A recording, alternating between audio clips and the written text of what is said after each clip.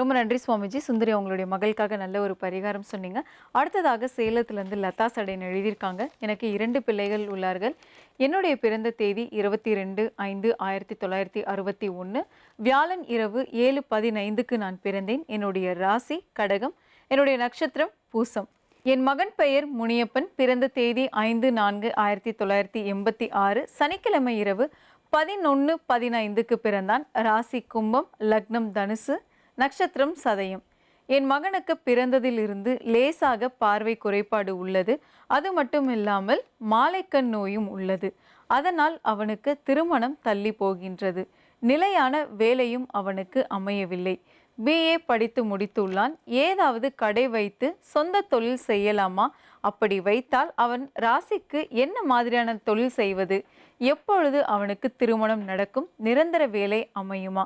நீங்கள் தான் சப்தரிஷி வாக்கி மூலம் இதற்கொரு பரிகாரம் கூற வேண்டும் ஐயா. சப்தரிஷி வாக்கியப்படி நீங்கள் கேட்ட கேள்விகளுக்கு என்ன விதமான பரிகாரம் வருது, என்ன பலன் வருதுன்றதை நம்ம பார்க்கலாம்.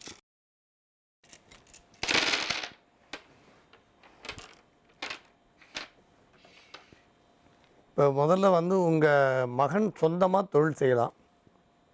அது உற்பத்தி பண்ணக்கூடிய தொழில் ஒத்து வராது, உண்ணக்கூடிய தொழில் ஒத்து வராது. ஆனால் உங்களுக்கு இந்த வெத்தலைப்பாக்கு கடை மாதிரியோ அல்லது ஸ்டேஷ்னரி சாமான்லாம் விற்கிறீங்க இல்லையா, அந்த மாதிரி கடையாவோ தாராளமாக போடலாம்.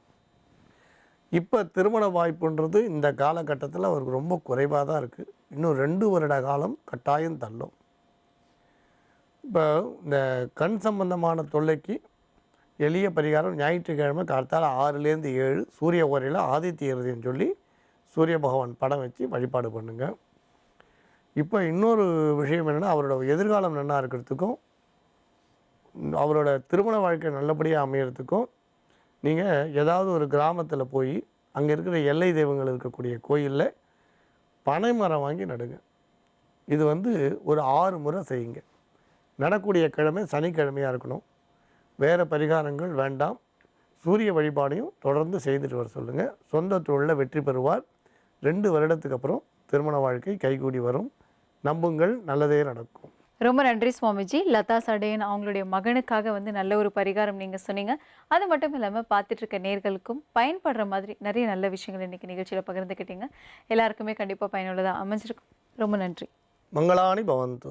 யோக ஆஞ்சநேயர் சக்தி பீடம், அனுமன் உபாசகர் ஜோதிட சிம்மம், திருவல்லிக்கேணி சுவாமி கண்ணன் பட்டாச்சாரியா சப்தரிஷி வாக்கியம் மூலம் உங்களுடைய பிரச்சனைகளுக்கு தீர்வு சொல்லுவார். நீங்கள் எழுதி அனுப்ப வேண்டிய முகவரி ஒளிமயமான எதிர்காலம், ஜி தமிழ் தொலைக்காட்சி, தபால் பெட்டி எண் 8787 கிண்டி, சென்னை 6,32,000. மீண்டும் நாளை சந்திக்கலாம். இது ஓம்காரம். ஸ்ரௌதத்மார்த்தாதிகம் கர்ம நிகிலம் ஏனசூத்ரீதம் தஸ்மை சமஸ்த வேதார்த்த விதே விகணசே நமஹ. வக்ரதுண்ட மகாகாய சூரியகோடி சமப்பிரபா நிர்விக்னம் குருமே தேவா சர்வகாரேஷு சர்வதாம். யோக பட்டேன பத்தாங்கம் திரிநேத்திரம் சாந்த விக்கிரகம் தியாயே சமஸ்த தோஷக்னம் வாதாத்மஜ மகள் மஷனம் கிருஷ்ணம் வந்தே ஜகத்குரு. ஜெயந்தி மங்களா காளி பத்ரகாளி கபாலினி துர்கா க்ஷமா சிவாதாத்ரி ஸ்வாகா சுதா நமோஸ்துதே. குரு பிரம்மா குரு விஷ்ணு குரு தேவோ மகேஸ்வரகா குரு சாட்சாத் பரம்பிரம்மா தஸ்மை ஸ்ரீ குரவே நமக. அஸ்மத் குருபியோ நமக. விகணச மகா குரவே நமக. அனுமன் சுவாமிகள் ஆசிகளுடன். மங்களகரமான துர்முகி வருடம் புரட்டாசி மாதம் 13ஆம் தேதி 29/9/2016 வியாழக்கிழமையான இன்று பல நல்ல ஜோதிட ஆன்மீக விஷயங்களை பார்க்கலாம். பொதுவாக நிறைய விரதங்களை பற்றி பறக்க பேசினாலும் சித்திரை மாதம் வரக்கூடிய அம்பாளை குறித்து பூஜிக்கக்கூடிய அந்த நவராத்திரி விரதமும் வசந்த நவராத்திரின்னு சொல்லுவா, ஆஷாட நவராத்திரின்னு சொல்லுவா, சாரதா நவராத்திரின்னு சொல்லுவாள். இப்போ இந்த புரட்டாசி மாதம் வருது. இந்த நவராத்திரிக்கு பலவிதமான சிறப்புகள் உண்டு. ஏன்னா வசந்த நவராத்திரியும் ஆஷாட நவராத்திரியும் பெரும்பாலான வீடுகளில் கொண்டாடுறதில்லை. அம்பாள் பூஜிக்கக்கூடியவர்கள் கொண்டாடுவாங்க. கோயில்களில் சிறப்பாக இருக்கும். ஆனால் இந்த சாரதா நவராத்திரி புரட்டாசி மாதம் வரக்கூடிய இந்த நவராத்திரி எல்லாருமே கொண்டாடுவாங்க. இந்த 1/10/2016 ஆரம்பிக்கிறது. இந்த நவராத்திரி வந்து 9 நாளும் துர்கா, லக்ஷ்மி, சரஸ்வதின்னு பூஜிக்கிற வழக்கம் உண்டு. இந்த முதல் நாளே நம்ம இந்த கொழுப்படியெல்லாம் ரெடி பண்ணிக்கலாம். ஏன்னா நாம் வந்து கொழுப்படின்றது சிலர் வீடுகளில் ரெடிமேடாக வச்சுருப்பா, சிலர் வீடுகளில் வந்து அப்போ தான் படியெல்லாம் உருவாக்குவா. இருக்கிற பொட்டி கிட்டி, அட்டை பொட்டி, அந்த பொட்டி, தகர பொட்டி வச்சு சிலர் வந்து பண்ணியே வச்சுருப்பா. ஆனால் எப்படி இருந்தாலும் இந்த பொம்மை அது இதெல்லாம் எடுத்து ஏற்கனவே பேக் பண்ணி வச்சுட்ருப்போம். அதனால் அது வந்து பொதுவாக வந்து ஒரு முன்னாலே எல்லாத்தையும் ரெடி பண்ணிக்கலாம். கலசம் வச்சா சில பேர் என்ன சொல்லுவாங்க, கலசம் வச்சா வருஷம் வருஷம் வைக்கணும் அப்படின்னு ஒரு ஐதீகம் இருக்குது. கலசம் வைக்காமல் வைக்கலான்னு, அதாவது அவளோட சம்பிரதாயத்தை பொறுத்து இருக்குது. ஆனால் கலசத்தை வச்சாதான் அதில் வந்து நம்ம ஆவாகனங்கள்லாம் பண்ணுறதுக்கு நல்லது. இப்போ பொதுவாக நம்ம எளிய முறையில் இப்போ சொல்கிறோம். இப்போ நம்ம சொல்கிறது இந்த நவராத்திரி விரதத்தை ரொம்ப எளிய முறையில் கொண்டாடுறதுக்கு தான் சொல்கிறோம். இது ஒன்றும் பெரிய செலவுகள்லாம் இல்லை. ஆக 9 நாளும் 9 விதமாக கொண்டாடுவோம். வைஷ்ணவி, வாராகி, இந்திராணி, சாமுண்டி, பிராமி, மகாலட்சுமின்னு. ஆனால் 3 நாள்னு சொல்லும்போது உங்களுக்கு வந்து துர்கா, லக்ஷ்மி, சரஸ்வதின்னு சொல்கிறது பொதுவான வழக்கம். இந்த நவராத்திரி விரதத்தை அன்னைக்கு கொழுப்படி வைக்க முடியலன்னா கூட அட்லீஸ்ட் குறைந்தபட்சம் அம்பாள் படமாவது வச்சு வழிபாடு பண்ணுவோம்.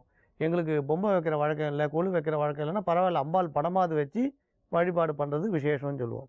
இந்த களிமண் பொம்மைகளை வச்சு பூஜிக்கிற வழக்கம் உண்டு. அப்புறம் கொஞ்சம் கொஞ்சமாக சுடு மண்ணாவது, அதுக்கப்புறம் கொஞ்சம் கொஞ்சம் பெயிண்ட் எல்லாம் அடித்து இப்போ நிறைய வர்ண இதில் வந்திருக்கு.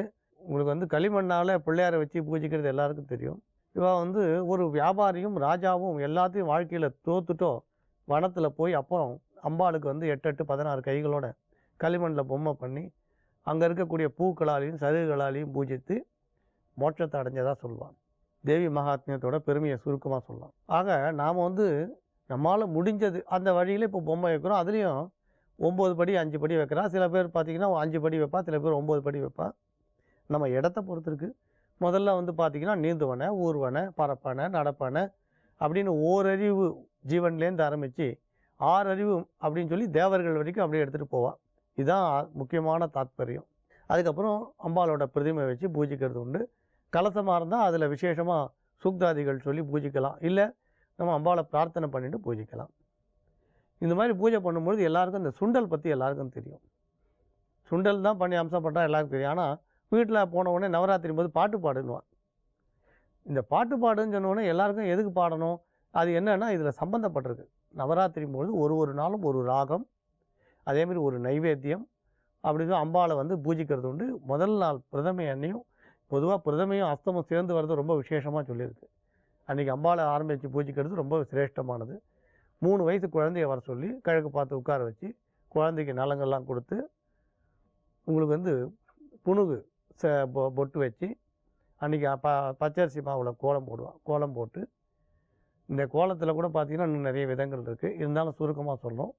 தோடி ராகத்தில் பாட்டு பாடுவான்.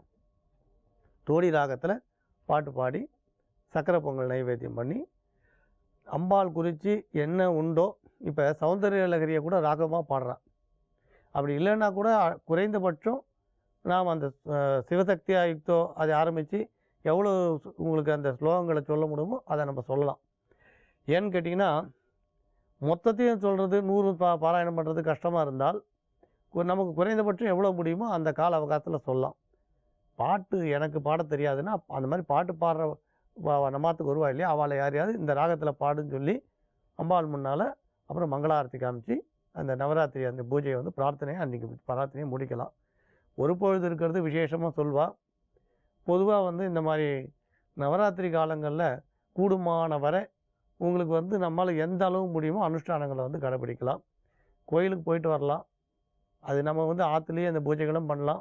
இருந்தாலும் எந்த அளவு, ஏன்னா எல்லாத்தையுமே எல்லாரும் சொல்லுனா கஷ்டம் இல்லையா, அதனால் முடிஞ்ச அளவு இந்த அனுஷ்டானங்களை வந்து நாம் கடைப்பிடிக்கிறது விசேஷம் சொல்லுவாள்.